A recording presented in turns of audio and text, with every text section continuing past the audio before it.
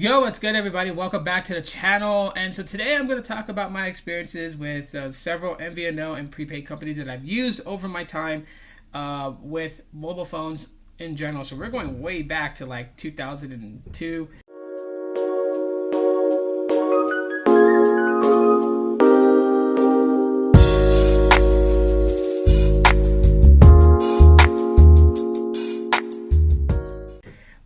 Right now, Joe Band 71's fishbowl's been cleaned out, so his tank is like super clean. He's happy. He's swimming around there as fast as can be.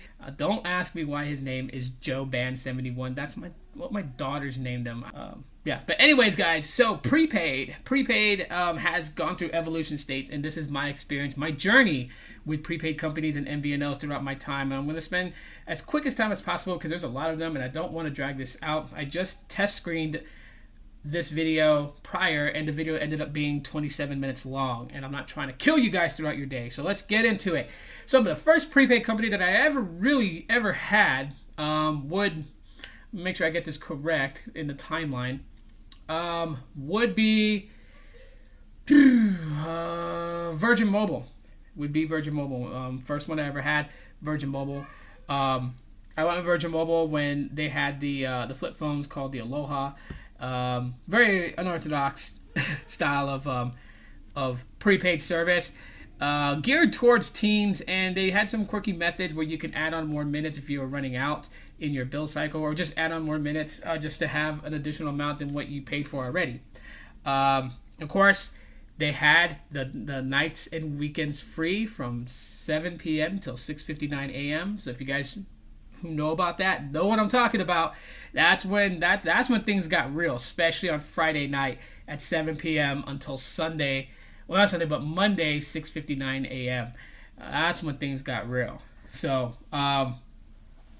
from there, I switched over to Alltel Prepaid, and Alltel really didn't have like its separate entity as Alltel Prepaid. Everything was just under Alltel. If you guys don't know what Alltel was, they were a carrier, a small carrier, nothing major compared to Verizon, AT&T, or Sprint at the time, but they were close to it. So Verizon actually acquired a huge chunk of their market, which then put Verizon over the top of AT&T, and everyone that was on Alltel moved over to Verizon. But before that acquisition, Alltel basically had it like if you didn't want to run your credit and open a postpaid account, you could open a prepaid account with them, load it with money, and use your phone. It was $1 for daily access, and then they charge per minute rate, and they charge per text rate.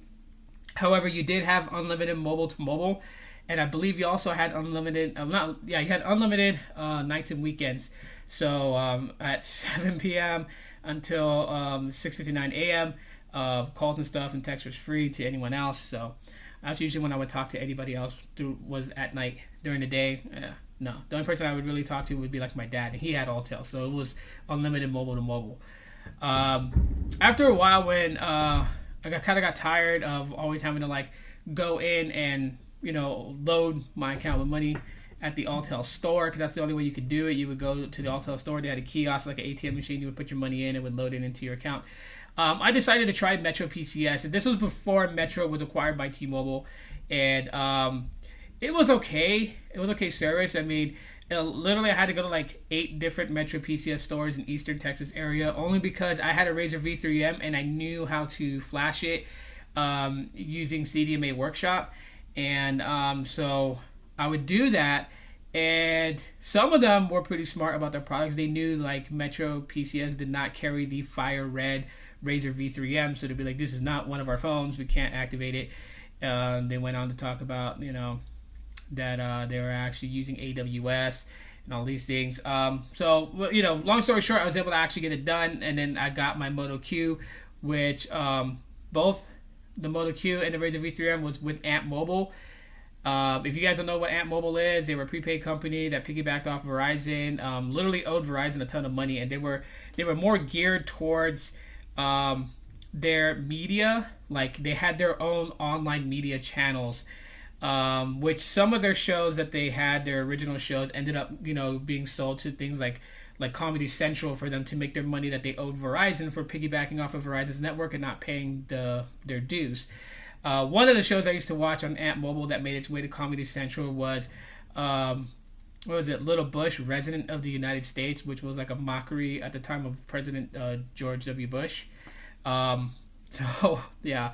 But that was Ant Mobile.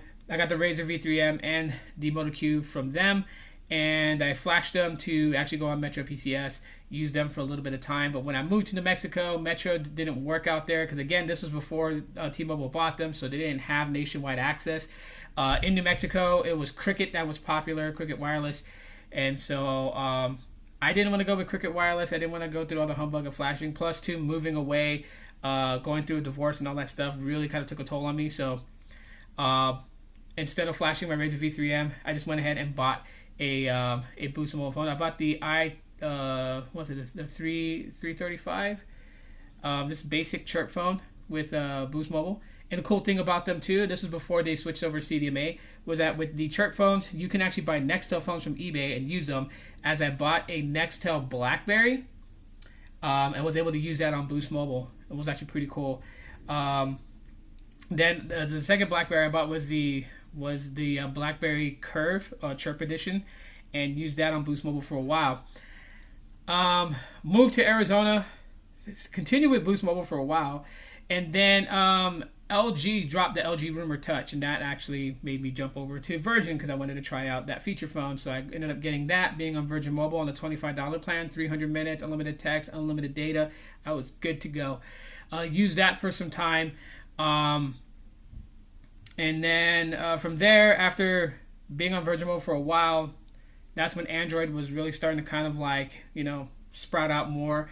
So I ended up getting the Samsung Intercept. My lady ended up getting the Optimus V. And then afterwards, she got the Optimus V Slide, or the Optimus Slide, which had a slide-up keyboard. Stayed on Virgin Mobile for a while. It was good. I liked the plan itself. Didn't do a lot of phone calls, so paying $25 a month for unlimited data and unlimited text was cool. Then ended up with the Galaxy S2 Epic 4G Touch, which connected to 4G WiMAX, not LTE. And had them for a while until, I needed something that was like completely fully unlimited. So I jumped from Virgin to Boost Mobile. I ended up with the Kyocera Hydro Icon. The lady ended up with the LG Volt, which was a solid phone. I mean, small phone, big battery. Battery lasted a long time. And stayed on Boost Mobile for a while. And then I wanted a little bit more. So after a few years on Boost Mobile, I ended up going to Project Fi. I was using Project Fi, and then I heard about Mint Sim, and I was like, hey, Mint Sim sounds pretty cool. Let me try them out. So I went and got their trial offer. So this was before they changed over to Mint Mobile. So I had Mint Sim, I had Project Fi, I was using them. Everything was fine. I wasn't really feeling Mint Sim all too much, so I ended up basically going from Mint Sim back to Boost Mobile. Stayed on Boost Mobile for a while, left Project Fi for a while. And then Boost just did some real dumb stupidry, and I don't want to get into all that. But from there, left Boost Mobile, went back to Google Fi, and stayed on Google Fi for a while until I was approached by Visible to try out their network. They set me up an account, sent me a SIM card. Everything was good in my test run with them, and also giving feedback and making videos about it. And then I basically asked the PR lady from Visible if I can keep the account and just convert it from one of their corporate accounts to a regular consumer account so I can keep the account. And she was like, yeah, go ahead. So they did their changes. They took all their info off, and then my Visible account, which is still active today, is remained in my possession. I'm still using it. And so I have Visible. I have Google Fi right now. You guys can hear my son. He's happy. He got a bunch of toys. Side note. But yeah, I have Visible right now. I have Google Fi right now. And I also have Mint Mobile again. Crazy as it is. Google Fi, the reason why that I really gravitate towards them is the fact of, yes, they're unlimited. It's pricey. And they could lower the prices on it. But you also get unlimited mobile hotspot with them. And you also get data-only SIM cards, which is not limited to one card only. You can get like 4 or 5 if you need them. And then, of course, access to Google One cloud storage and perks comes with that. So big ups on Google Fi for that. Visible, I refuse to give up because the service connection with Verizon is actually really good. I have no problems with them at all whatsoever. So I refuse to give them up. And then Mint Mobile, again, buying in bulk. So I have it on this device, on the iPhone 6s, and using it on there. And yeah, I'm just gonna hold on to these 3 services. Now, if you were to ask me which one I definitely will not ever give up, it would be Visible. I will not give up Visible. The services on it has been very solid, and so I just will not give that up. Google Fi, I can live without it, and Mint Mobile, I can definitely live without it too. But Visible, I can live without that. Don't get me wrong. However, I'm just saying that Visible service has just been really solid, top notch for me. So big thumbs up to them. So anyways, guys, that's pretty much the main ones that I've used. Now, some honorable mentions before I close out this video. I have used Freedom Pop and Unreal Mobile. Those two have been okay. Freedom Pop mostly piggybacks off the Sprint Tower, so a lot of my old Boost Mobile devices that were unlocked, I was able to activate on Freedom Pop. Unreal Mobile, they had AT&T GSM service, so I got SIM cards to them, did their 14-day trial. They're okay. AT&T is pretty good, so it covers pretty good. So I can just say that pretty much if you know what AT&T Prepaid, what AT&T is, or what Cricket Wireless is, Unreal Mobile is going to deliver the same experience, just different pricing on its brackets of plan options that's available for you. So anyways, guys, that's pretty much it for my video today, Monday. I know I'm kind of out of it. I'm like, I don't know, I've been really super tired and just super groggy. So like I'm like fighting really hard to make this video, so I do apologize if you guys aren't feeling it. I'm so sorry. Hopefully in the next video it'll be much better. But yeah, that's it for right now, guys. Let me know what you guys think in the comment section of the video of any of the MVNO or prepaids that I mentioned. If you ever tried them, what your experience was like. Do tell, do share. Appreciate it for now. Talk to you on the next one. And as always, aloha.